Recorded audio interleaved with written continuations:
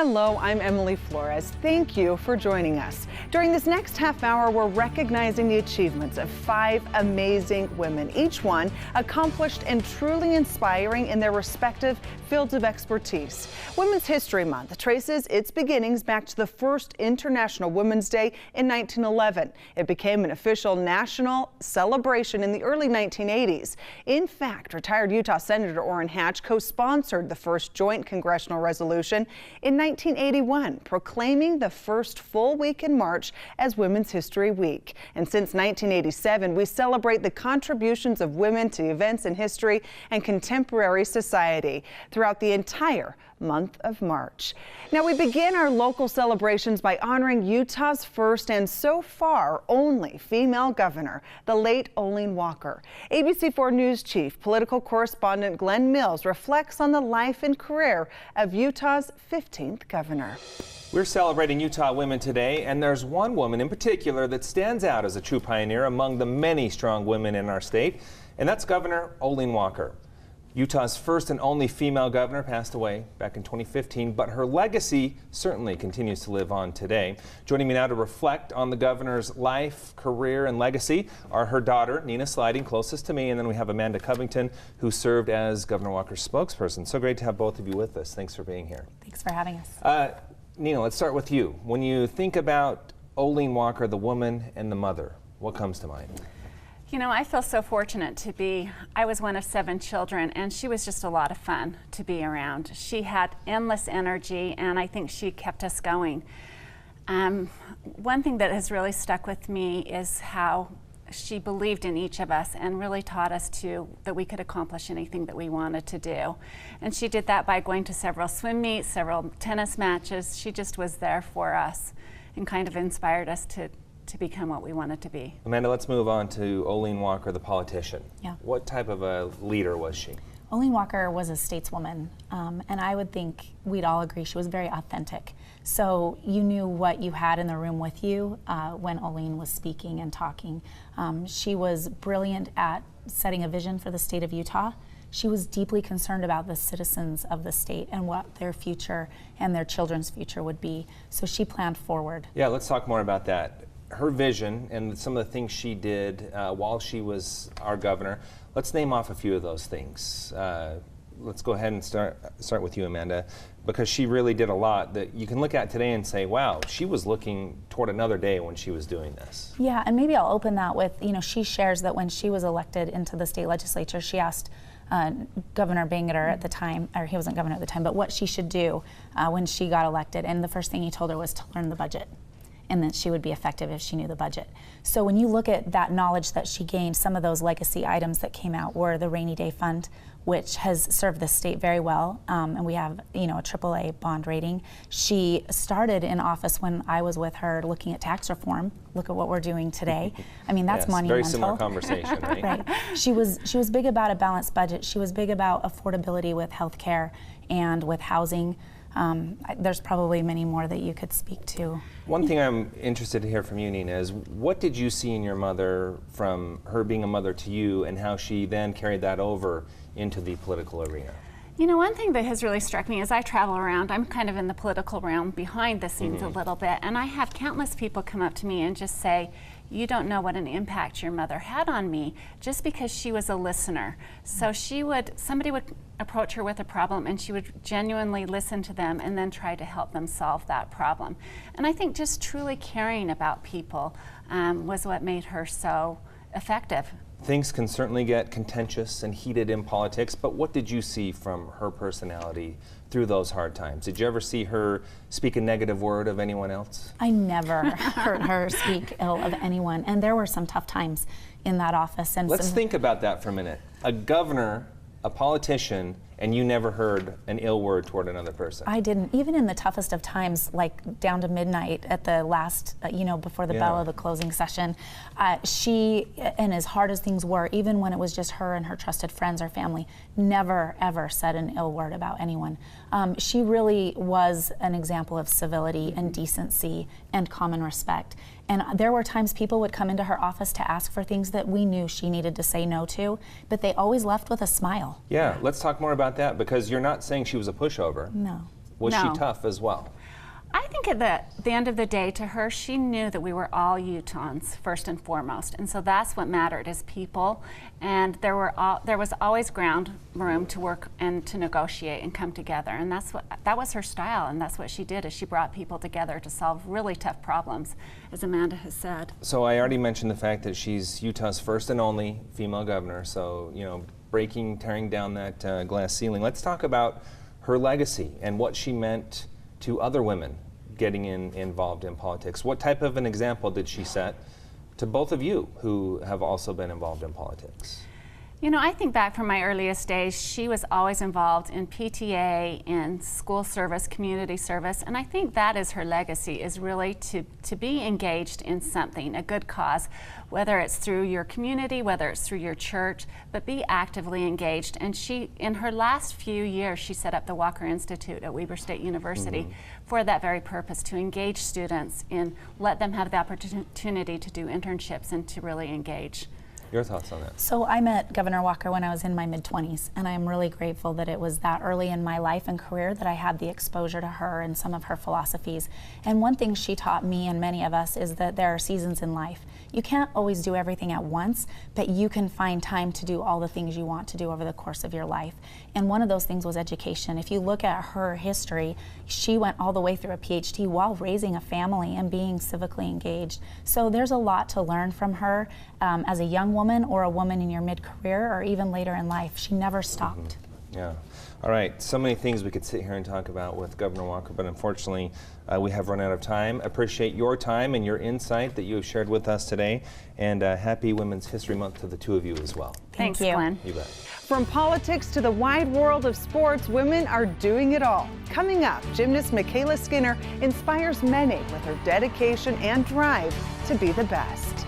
But first, when it comes to success, this Utah woman really stands out. Gail Miller is running a full-court press on the business world, paving the way for future generations to follow their dreams.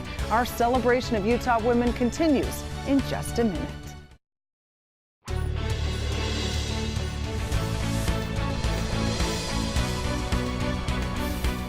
When it comes to success in business, there is one name in Utah that definitely stands out. It's Gail Miller. The owner of the Utah Jazz leads dozens of companies. ABC4's Nisha DeGaring discovers at the age of 75, Miller shows no signs of slowing down.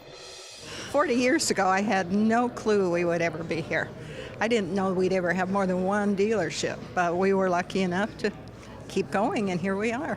It's unimaginable. The last time I saw Gail Miller was just a few weeks ago. The billionaire businesswoman had just sold her 2 millionth car and reminisced with me about how it all began back in 1979. Describe the scene for us the first time you sold a car. It was a very old, tired dealership that was kind of put together with, duct tape and nails, and it was very old. And for me, I was a stay-at-home mom at the time. We had 5 kids at home, 12 and under, so I wasn't that involved, but I, of course, went there. And in the early days, I did actually help post sales by hand and do inventories by hand. So we counted every part in the parts department. So we've come a long ways since those early days. People talk about the good old days and how things have changed and how the electronic age has changed things, and it's true. It's very different today, but I wouldn't change those beginnings for anything. They really are the foundation of who we are. It's where we learned all the hard lessons, all the good lessons that have carried us through, one dealership at a time and one company at a time, until today we have 80 companies. It's quite the story, one that Miller just shared for the first time last year in her book, Courage to Be You. In the pages, she talks about wanting to be seen as real and says her success has been less of a fairy tale and more a lesson in hard work. I asked her then if she considers herself tough, but Miller said she prefers a different word. I don't think tough's a good word. I think strong is better. I think I am a strong person. I've been through lots and lots of challenges, and everyone has made me stronger and taught me a lesson. And I don't give up very easily. I may cry, but You don't give up. And she has no plans of slowing down. She's a woman who is proud of what her family has built in Utah and says she hopes others will be inspired to do the same. Gail, would you say the moral to this story is dream big, that anything is possible with hard work? Oh, absolutely. The American dream is alive and well. All you have to do is have a dream and a lot of energy and a lot of dedication and fortitude. And I think anybody can do anything they want to, which is what's really neat about our country. And coming up, a Utah woman whose career is devoted to keeping you healthy. How she's doing that when our celebration of Utah women continues.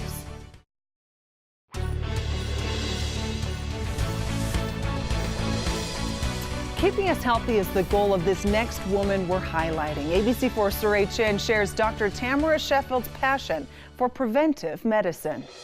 Thank you, Dr. Sheffield, for being here. You have been the forefront of community health and prevention, and such a timely topic now as lawmakers are grappling with the fact in our nation's capital with preventable disease outbreaks such as the measles. This has been your passion. You know, preventing vaccine-preventable infections has been something that I've worked on through my whole career. And it really started out early on because we all remember our firsts. And the first patient that ever died in my care when I was a medical student was an infant who had pertussis, a vaccine-preventable disease, or whooping cough. And what I can see is that we have these tools in our hands now where we can get vaccines to children at the right time and prevent things such as measles that we're seeing an outbreak into right today. And we can save lives. You've been really a pioneer here in Utah, being part of Utah's largest healthcare provider, and you got people together to make sure our communities stay safe and continue on. Well, that's the way we've been really successful in working on these issues, is finding partners out in the community who are committed and really have the same vision that you do. And so I've been able to work with public health departments, with people in the schools, with the media who can get the message out to individuals, and find people who really have this passion to educate individuals on how to stay healthy, and on people who can advocate for things like vaccines. Because of you and your team, we now have a state immunization record. How did that all come about? Well, it started back in the 1990s when Jackie Leavitt, who was the governor's wife at the time, was passionate about children's immunization. She had the Every Child by Two task force. This was her platform. And she asked me to work with the public health department and chair the group that would look into creating a vaccine registry, something where all of our records for vaccines would be in one location, so that our physicians, if you've gotten your vaccine at a pharmacy, if you've gotten your vaccine at school, if you've gotten it somewhere else, today, they would know that you had that vaccine and they wouldn't vaccinate you again with it. And they would also have training in that vaccine registry to tell you, today you do need these other vaccines. And let's not put or dismiss how important this is, because as a parent, you go to the doctor's office and now I know by 2 or whatnot, my child needs the MMR or the booster, and it's all there and they tell us, and now our child can be protected. And so it really takes those types of partnerships to create a big platform like a registry that would give you that information. So important. And you also were part of the forefront in use of tobacco and bringing that money here to Utah. So tobacco control and prevention, they've had a department, the health department. We created a coalition, the Coalition for Tobacco for Utah, that worked with Jan Graham, who got the Master Settlement Agreement dollars, and have been able to make a real difference. We're now down from 16% of our adults using tobacco down to 9%, because we have tobacco quit lines, we have the right kind of medications that can help individuals quit, and a big factor is making sure kids don't start. So they've had the Truth campaign. There's all these wonderful things that come out of these partnerships and coalitions that work on critical preventive care issues. And Dr. Sheffield, where do you see community health and prevention in the future as we do grapple some of these issues now and these outbreaks? Well, and we're always getting new technologies. Just like we were talking about with the pertussis, we now can give this vaccine not just to kids to help prevent the illness in them, but to pregnant moms who the time frame you want to protect these kids is when they're 0 to 1 month of age, and if you give the vaccine to the mom, it protects the child. So we have new technologies developing. We have the ability to look at community needs, and so right now we're doing a partnership for each community to say what are the most critical preventive care needs, and we're going to focus resources to those communities. Dr. Sheffield, thank you so much, and all that you do for our community and neighborhoods to keep us safe. Thank you. And as we continue our celebration of Utah women, coming up, we talk about girl power with the woman calling the shots at Utah's largest university. Stay tuned for that.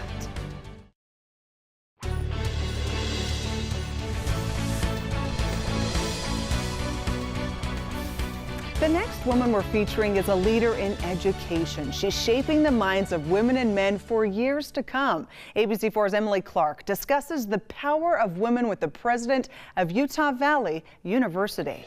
Welcome to Utah Valley University, everyone. We're here with the president, Ashri Tumanes, to talk about Women's Month and the importance women play in all of our lives. President, thank you so much for joining us today and letting us into your beautiful office. March is a very important month. We're talking about the importance and the history of women. So what does it mean to you? Well, when I was younger, I actually did not know that March 8th was such a big holiday, today in particular, and then the whole month of March.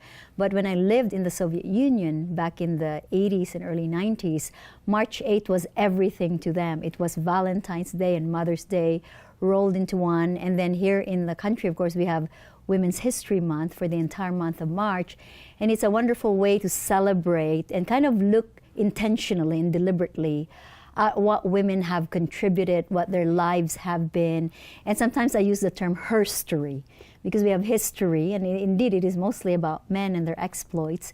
But this month allows us to look back, because what we are living and doing and building on now is really the work of the women who came before us. Now, you talk about women who came before us. I'm sure in your long career and beautiful experiences, there are women who've made a difference to you. Can you tell us about some of them? Yes, absolutely. My sister was 15 years old when my mother had to leave, and she is probably the first woman who's so influential in my life. Her name is Marley, and she basically took over raising her younger siblings. There were 7 of us in the family. She was the second oldest. She had to take over the duties and responsibilities of helping to raise younger siblings in a nipa hut on stilts in the slums in the Philippines. Another woman who's been very, very important to me is the nun who found my family when we were living in the slums. Her name is Sister Elvira Correa, and she belongs to the Order of the Daughters of Charity. And she's the young woman who found my family and then offered us the opportunity to go to school at the Catholic school. And that really changed the trajectory of my life and the lives of my siblings. And then finally, my mother. I have to say something about my mom, because she was born in a remote fishing and farming village. She had a very, very rough life, and I learned after I became a mother, when I asked her what she did, for diapers, for example, and she talked to me about cutting sackcloth and washing these cloths by the river 10 times so they would be soft enough to use for her babies.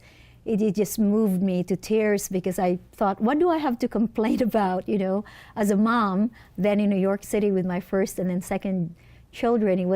Life was relatively easy, and when I learned that from my mother, I really realized what a strong woman she was and is, and she had, dreams of her own, even though she lived in that tiny little village with very few possibilities.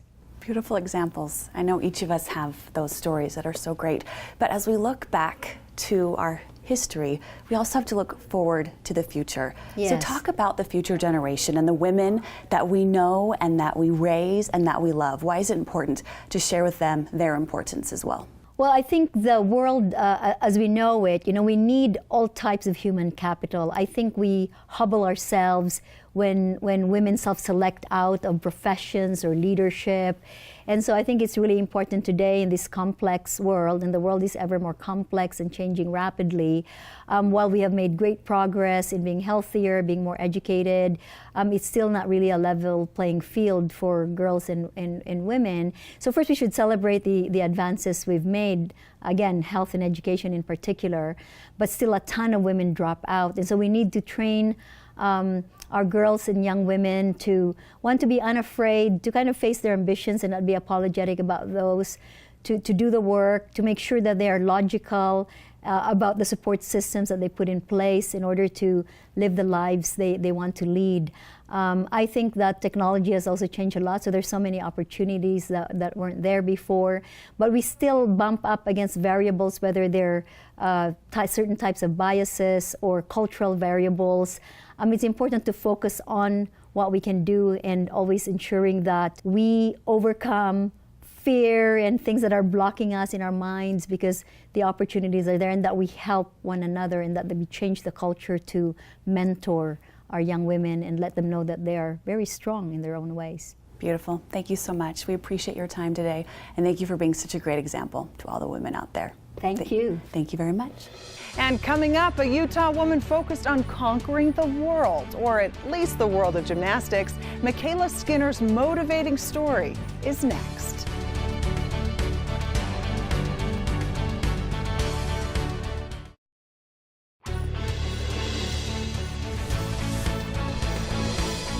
One of the best gymnasts in the world is right here in Utah. Michaela Skinner goes to the University of Utah. ABC4's sports director Wesley Ruff talks Olympic hopes with the rising sports star. I was kind of worried when I came to college and having the different atmosphere and everything that goes along with it, so I was kind of scared. I didn't know what to expect, and I actually was like, wow, I'm actually accomplished way more than I thought that I ever would, and it's just been so special for me to be able to go out there and just do what I love. Skinner was on the USA Olympic team in 2016. She thought she had qualified, but the committee put other gymnasts ahead of her, and she went as an alternate, which was difficult to take. It was really, really hard. I mean, all I could do is just kind of stay positive and focus on the things that I needed to do, because as an alternate, you never know when someone's going to get hurt or get sick and you have to be replaced. And so I kind of went out there with my all, and I was like, I'm not giving up. You know, I could be used if I need to, and I worked just as hard, and we had to work twice a day, every single day, just like the other team did. And it was hard, and, you know, it was a struggle even going out there and watching the team compete, but that's kind of why I kind of wanted to come to college and just kind of see what I could do here myself. And I was like, you know, my time's not over. I still have a lot to accomplish. And she has accomplished a lot. Over 100 wins so far, while doing some of the most difficult routines in the entire country. You know, you just have to kind of keep pushing for your goals and, you know, kind of tell them, like, you know, I can do this. Just watch me. I'll prove it to you. I'll come back, work even harder. I've always been super competitive, and I love it. I love going out there and trying to do even better than last time, or, you know, trying to beat the other team. I mean, it's gymnastics. You got to go out there and have fun with it. And I know people have said that I shouldn't be doing big skills anymore, but I think one thing that they underestimate about me is they don't understand that I can't really do the easier skills. Like, I can't do a full or 1.5, so I kind of have to stay with like a double on vault. And same with floor. Like, I can't really do just a double back. So anyway, I just kind of like sticking with the bigger skills, and it's more fun for me. Even though in college you don't need the difficulty, I like being able to go out there and have fun with it and do the best that I can. I love being out there doing the big skills, showing the crowd. Like, I feel like it's not as important about the score, but it is about having fun and loving the sport and doing what makes me happy and being able to go out there and shine and just do what I love. What drives you? I think definitely just competing, the competitiveness. I feel like going out there just like it pushes me, it makes me work harder every day in the gym, and wanting to go back out there and be like, watch us, watch Utah Gymnastics, we're amazing, you know, we've worked so hard for this. And I feel like each week it gives me a new goal to look forward to for next week when we compete. And, you know, I just love gymnastics. I love it. I love, you know, having the judges watch me, having the crowd watch me with 15,000 fans. It's just, there's nothing like it. Your love for gymnastics shows at the end of your routines, and you've done those routines a million times. And you land on the vault, and then you're just jumping up and down all excited. You finish the floor, you're jumping up and down all excited, and that's the fun of watching you. Thanks. That's the best part. I love that. I love getting the crowd all with me and having my teammates there supporting me, and it's the greatest feeling, and I wouldn't trade it for the world. And, you know, like I said, 15,000 fans, it's the best feeling to go out there and hit a routine and nail it to the best of your ability, and being excited about it. I feel like that's the most important part. If you hit a routine, you should be excited and show the judges, like, I did it, like, that was awesome. So it's been really fun. And she has some advice for the young women out there, no matter what sport or field they choose to participate in. No matter what comes at your way, just stay strong, stay positive, work as hard as you can. Anyone can be a champion as long as you believe and achieve it, and just go out there and enjoy the moment. And, you know, it doesn't last forever, so love it while you can, enjoy it, and yeah, just, you know, go out there and have fun. Michaela's Olympic dreams could take her away from the U next season, missing her senior year. Michaela tells Wes she's considering all of the options and will make a decision very soon. There are so many inspiring stories about women doing amazing things, and we were only able to share just a few with you today. But go to ABC4.com and click on the Women's History tab under News to see more stories just like these. Thank you for watching, and from everyone here at ABC4 Utah, we salute women everywhere working to make our world stronger and better. Happy Women's History Month, Utah.